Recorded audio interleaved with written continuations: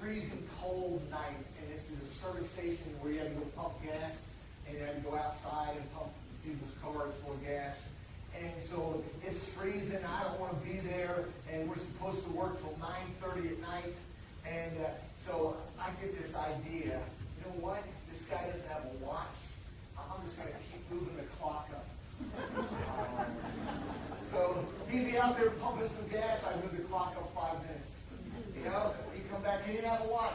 He'd come back in, and then he'd go back out. I'd move it up a few minutes more, and I kept doing that through the whole night. I'm like, man, time's really flying, isn't it? You know, and I kept moving the clock up, and I had moved it up an hour and a half.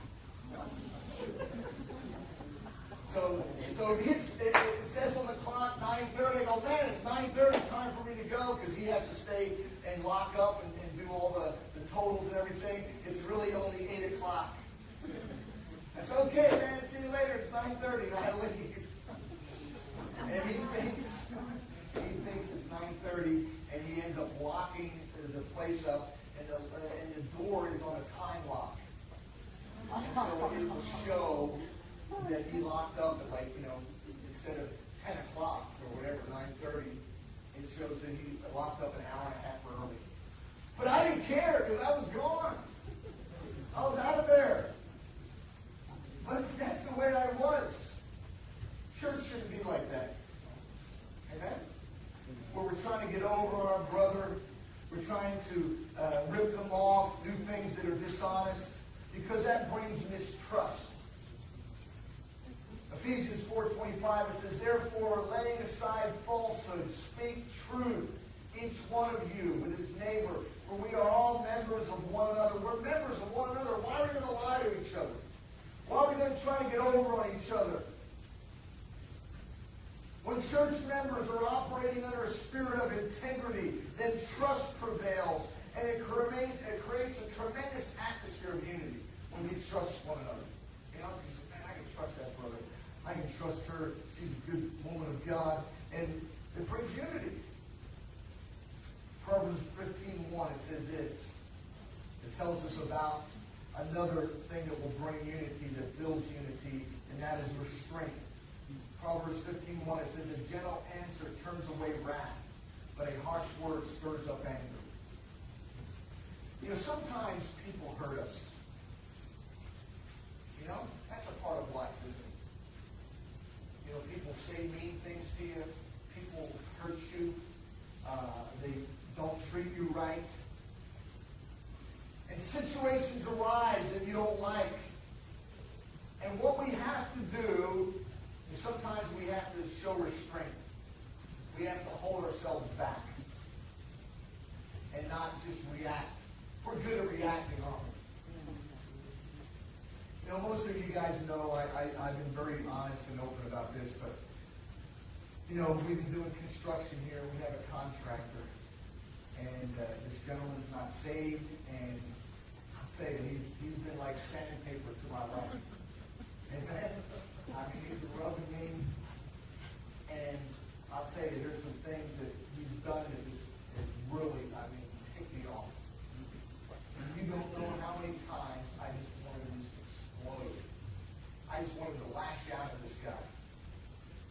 Why? Because he's doing all these things. And God had to get a hold of my heart. Larry, just calm down.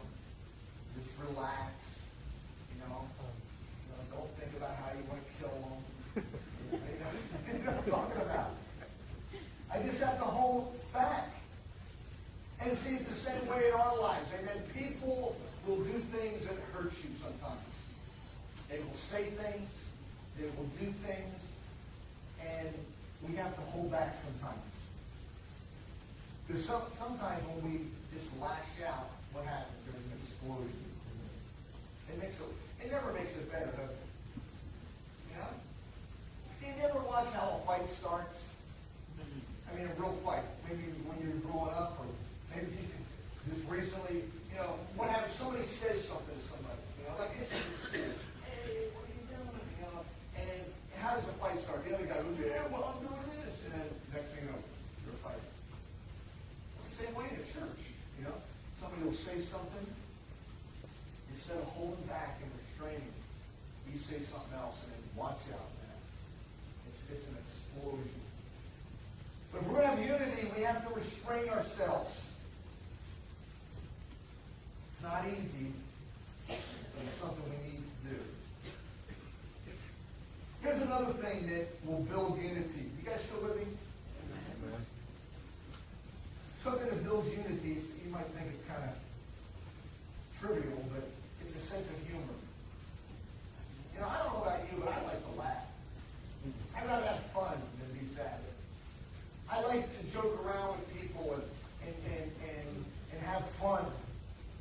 And when you're able to do that, when you're able to laugh, and then it brings unity. There's people, you know, it's something that helps us.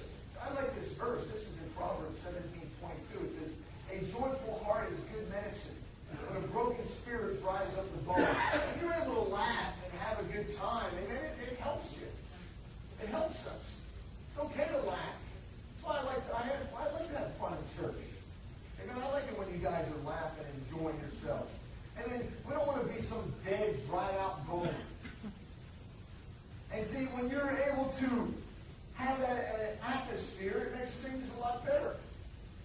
And I'm very competitive. I like sports, and I like to win. I'm very competitive. And I've played on a lot of sports teams throughout my years. And, you know, I always used to hate being on the losing team. I hated being on the losing team, you know? I remember one time I coached a basketball team, and somehow I got stuck with all the bad players. And we lost every single game. And believe it or not, this is in basketball. This is not football or baseball. We lost the game 54-0. I think we're the only team ever got shut out in basketball. That's how bad we were. And I hated losing. I got all these kids, but I hate losing. And usually when you have a losing team, the kids are all fighting, or if you're on a team and your team is losing, you're fighting. But I remember one team, I was on this hockey team one time, and we had the most awful team. I mean, it was awful. Well, we had all these funny guys on the team. I mean, it was like the comedian, it should have been called the comedian hockey team or something. I mean, these guys were just all funny and always cracking jokes and laughing. And you know what? I had a good time on that team. Even though we lost. Now we lost 10-1.